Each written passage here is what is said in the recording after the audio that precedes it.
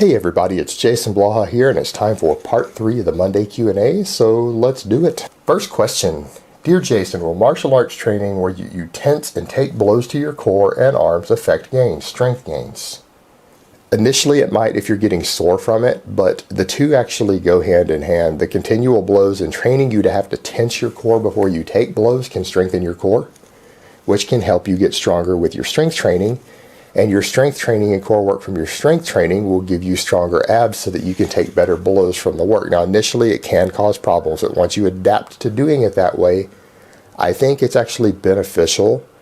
It's not going to hurt your strength gains at all, and the strength gains themselves will help you so much more with the martial arts in that regard, and the ability to actually both put out a hit and to take a hit. I think strength training goes a long way in both. So I don't really see an issue with this.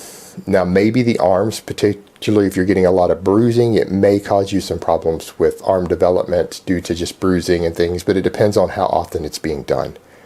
But it still goes back to the same thing. The strength training will eventually give you better muscle tone and tense your arms and give them the ability to take a hit better with less tissue trauma.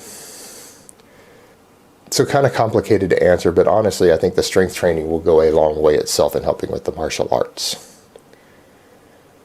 Alright, next question.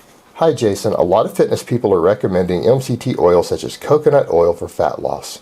We all know that some fats are better than others for health, but does fat sources really make a difference in body composition? Are there really some fats that are burned more easily by the body?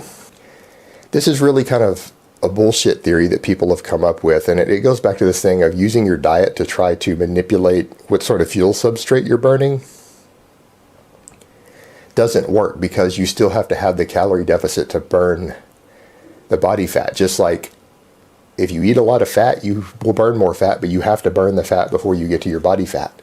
And if you eat too much of it, you'll still gain fat. Same thing with carbs. Your body will burn carbs as its preferred fuel source. If you eat a lot of carbs, your body will burn a lot of carbs.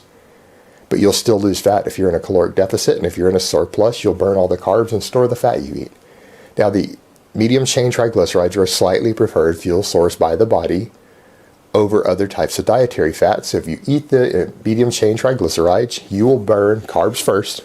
Then the medium chain triglycerides is a preferred fuel source. Obviously, it's not this straightforward. It's all mixed together. But as far as preference, with other fats burned last. But it's not going to make you burn any more body fat. You're just going to burn the MCT oil, which you've probably just replaced carbs with, but it's still not as good as carbs for most of your fuel needs.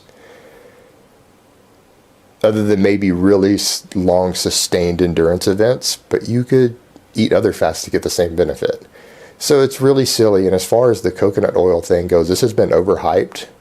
The data showing any health benefits from coconut oil are very cherry-picked, and if someone really wanted to go the other direction, they could cherry pick data suggesting it is unhealthy also. We don't have real evidence that coconut oil is really beneficial for you or healthy or for you than any other fat is at this point.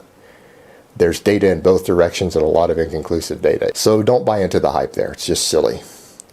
Alright, next question. Thoughts on the Edward Snowden situation?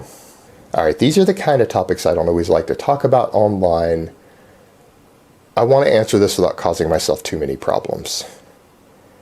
In short, the mere fact that anybody thinks this guy is a hero or he reported something major really doesn't have much of an understanding of the way things work in the real world or how the intel community works.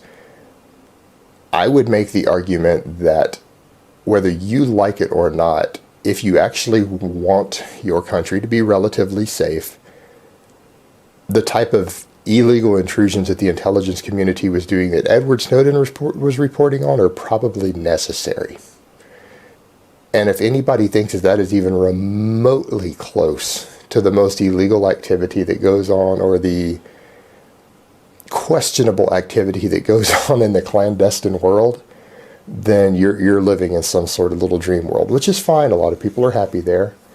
And I think the reality is if the average person who screams about their rights and about rule of law and laws of the Constitution or anything else really kind of saw the way things work in the clandestine world and the way the intelligence community kind of goes back and forth between organized crime and how there's so much overlap and that the different countries' intel communities kind of just swap back and forth even when they're enemies with each other,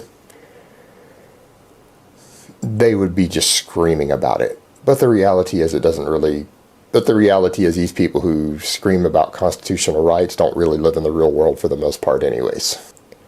So for me, I think the Edward Snowden thing is really just a big nonsense thing. I think he probably has done this for his own attention, or that he is very, very low level, doesn't really know much about the own community he came from, and he's blowing the whistle on something minor. And I can tell you that had he actually touched upon anything particularly sensitive, the guy wouldn't be alive and you probably wouldn't know much about him. So in the grand scheme of things, the Edward Snowden situation is really minor. And people aren't going to like my take on that, but it is what it is. Alright guys, well that's really all I have to say on that today. I hope it's been informative, and I will talk to you guys next time.